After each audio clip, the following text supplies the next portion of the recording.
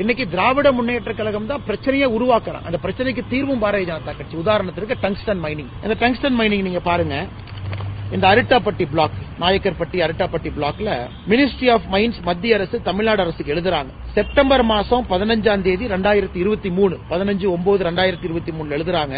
இந்த மாதிரி Nayakkarpatti tungsten black action பண்ணணும். தமிழக அரசு இதுவரைக்கும் சொல்றாங்க, நாங்க சொல்லவே இல்லை. 8/2/2024 அதாவது பிப்ரவரி மாசம் 8ஆம் தேதி 2024 தமிழக அரசு டங்ஸ்டன் மைனிங் பிளாக்க பத்தி டீடைல்டு இன்புட் மத்திய அரசு கொடுக்கறாங்க. யாரு கொடுக்கறாங்க, அதிகாரி பேரு கூட இருக்குங்க, நான் சொல்ல விரும்பல. ஏன்னா அந்த அதிகாரி மேல அவங்க எல்லாம் தாவுவாங்க தமிழக அரசு. அதன் பிறகு அந்த இன்புட் எல்லாம் வச்சுதான் மத்திய அரசு 2வது டிரான்ச் 4வது டிரான்ச்ல இந்த மைனிங்க கொண்டு வர்றாங்க. பிரிஃபர்ட் பிட்டர் நவம்பர் 7ஆம் தேதி 2024 வர்றாங்க. இதெல்லாம் ஆன பிறகு 10 மாதம் கழித்து பிரச்சனையான பிறகு தமிழக அரசு என்ன சொல்றாங்கன்னா, எங்களுக்கு சம்பந்தமே இல்லைங்க. கிட்டத்தட்ட 1 வருடம் 2 மாத காலம் இருந்தும் கூட எங்கேயும் கூட அப்ஜெக்டே பண்ணலீங்க, எங்கேயும் கூட வேண்டாம் என்று சொல்லல. அதற்கும் ஆக்கப்பூர்வமாக பாரதிய ஜனதா கட்சி இன்னைக்கு ஒரு தீர்வு கொடுக்கிறோம். நேற்று மத்திய அமைச்சர் கிஷன் ரெட்டி அவர்களை நம்முடைய அமைச்சர் அண்ணன் முருகன் அவர்களும் நானும் சந்தித்து தமிழக பாரதிய ஜனதா கட்சி சார்பாக பேசியிருக்கின்றோம். விரைவில் நல்ல முடிவு வர இருக்குதுங்க. அதனால் சகோதரிக்கு நான் சொல்லக்கூடிய பதில் என்னன்னா, இன்னைக்கு திமுக இவ்வளவு எம்பிக்கள் பலத்தை வைத்தும் கூட அரசியலுக்காகத்தான் பயன்படுத்துகின்றார்களோ தவிர ஆக்கப்பூர்வமாக எந்த ஒரு நடவடிக்கையும் அவர்களை பயன்படுத்தவில்லை என்பது எங்களுடைய தொடர் குற்றச்சாட்டா இருக்கு. ஒரு புரிதலுக்காக எக்ஸ்பிளைன் பண்றாங்கன்னா, இன்னைக்கு ஏன்னா நிறைய நம்முடைய தமிழ்நாட்டு மக்கள் இதை பாக்குறாங்க, அரசியல்வாதிகள் வேற வேற மாதிரி பேசுறாங்க. ஆனா நம்ம இந்தியாவை பொறுத்தவரை நம்முடைய நாட்டில் மினரல்ஸ் பொறுத்த வரைக்கும் minor minerals, major minerals, critical minerals 3 mineral இருக்கு. மத்திய அரசு உதாரணத்திற்கு இந்த நாயக்கர்பட்டி டங்ஸ்டன் பிளாக் மினரல் எடுத்துக்கிட்டீங்கன்னா அது ஒரு கிரிட்டிக்கல் மினரல். அதுல விற்பனை செய்யக்கூடிய ₹1 கூட மத்திய அரசுக்கு வராது.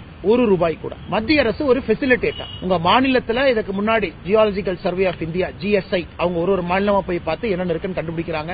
அதை மாநில அரசுக்கு தெரியப்படுத்துறாங்க, மத்திய அரசுக்கு தெரியப்படுத்துறாங்க. அதன் பிறகு மத்திய அரசு அதை ஆக்ஷனுக்கு கொண்டு வரணும் அப்படின்னா மாநில அரசு கேட்கிறாங்க. அதுபோலதான் தமிழக அரசை நம்முடைய மத்திய அரசு 2023 செப்டம்பர் மாசம் 15ஆம் தேதி கேட்கிறாங்க. ஏன்னா அதற்கு முன்பே GSI geological survey of India Tamil Nadu அரசுக்கு 2021 சொல்லிட்டாங்க இங்க டங்ஸ்டன் இருக்கு. ஏன்னா புரிதலுக்காக இது 2 பேரும் சேர்ந்து செய்யக்கூடிய வேலை.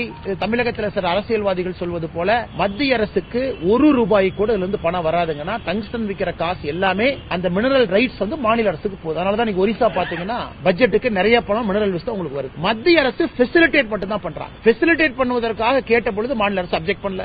அதன் பிறகு டெண்டர் கண்டிஷன் மாநில அரசு அப்ஜெக்ட் பண்ணல. டெண்டர் போட்ட பிறகு அப்ஜெக்ட் பண்ணல. 10 மாதம் கழித்து டெண்டர் ஓபன் பண்ணி ஆன்லைன் டெண்டர்ல ஹிந்துஸ்தான் ஜிங்க் என்கின்ற நிறுவனத்திற்கு கிடைத்த பிறகு அங்க இருக்கக்கூடிய மக்கள் போராட்டம் அறிவிக்கிறாங்க. அதன் பிறகு மாநில அரசு அப்ஜெக்ட் பண்றாங்க. எதற்காக இதை சொல்ல வர்றாங்கன்னா, மாநில அரசு எப்பொழுதே சொல்லி இருக்கலாம் செப்டம்பர் மாசமே அங்க சமணர் படுகை இருக்கு, அழகர் மலை இருக்கு, 2000 ஆண்டு பழமையான மெகாலித்திக் பரியல் சைட் இருக்கு, எங்கேயும் சொல்லவில்லை. அந்த சம்பந்தப்பட்ட அதிகாரி மத்திய அரசு நான் பேரை சொல்ல விரும்பலீங்கன்னா அவர் சொல்லும் பொழுது கூட இவ்வளவு பெரிய acre biodiversity hotspot 20 square kilometre 18 square kilometre ஒன்னும் பிரச்சனை இல்லை.